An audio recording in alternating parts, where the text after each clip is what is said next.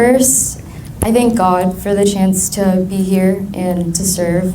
And Scripture reminds us that the earth is the Lord's and that we are all called to be its stewards. That call asks us not only to protect creation, but to be creative, wise, and resourceful in how we use it for the good of those who will come after us.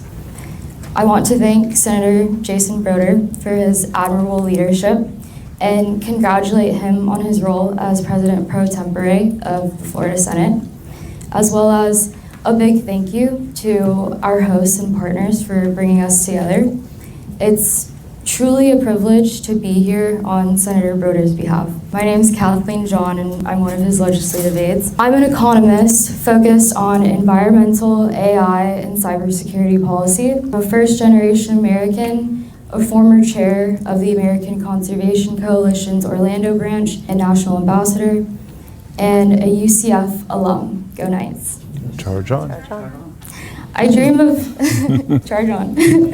I dream of solutions that leverage the efficiency of technology, research, and local leadership to deliver results. The challenge before us is clear. Nearly 1,000 people move to Florida every day. Growth at that scale is a powerful engine, but without strategy, it can also be a liability. I've always felt connected to this mission. I was born the day before Earth Day, and I believe God placed stewardship in my life early. My time in Singapore deepened that sense of nature's call, and Singapore thrives on its environment and tourism, the way that Florida does as well. Protecting natural assets is economically resilient. Resilience is where fiscal prudence and moral stewardship meet. Tourism, real estate, and agriculture all depend on clean water, stable coasts, and protected landscapes. And if Singapore teaches us anything, it's that protecting your environment while leveraging technology is an ethical recipe for prosperity. Florida has similar resources, and that's what makes us so unique. And we have the opportunity to follow suit with stabilized energy security. Our economy proves it can keep pace with change, remain sustainable, and safeguard our precious environments and ecosystems.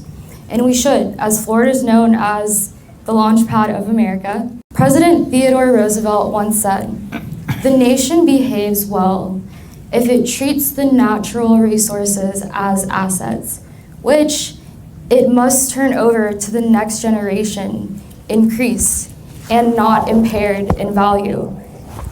That is economics. Manage the asset. Let value compound. Don't pass along loss. Pass along gain. Pass along legacy.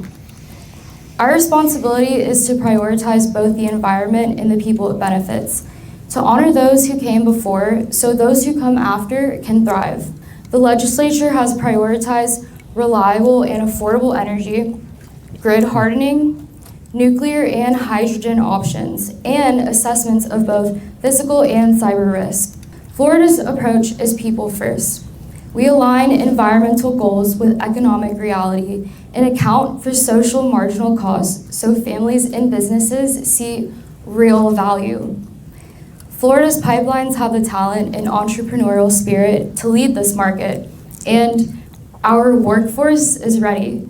Programs are growing an evolutionary talent pipeline. We experience extreme weather events that test our infrastructure regularly.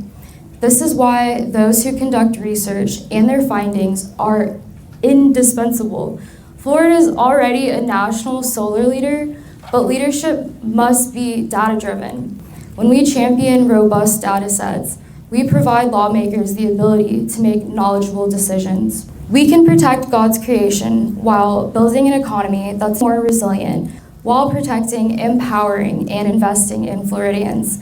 In doing so, Florida can serve as a national model.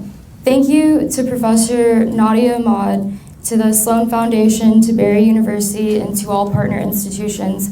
And thank you to my fellow speakers for your commitment, and to our legislators who serve and their staff who help them get the job done. Together, we can steward wisely, invest smartly, and protect faithfully. If we do, Florida will remain the Sunshine State, not only for today, but for generations yet to come, through leadership that protects our communities and God's creation. Thank you.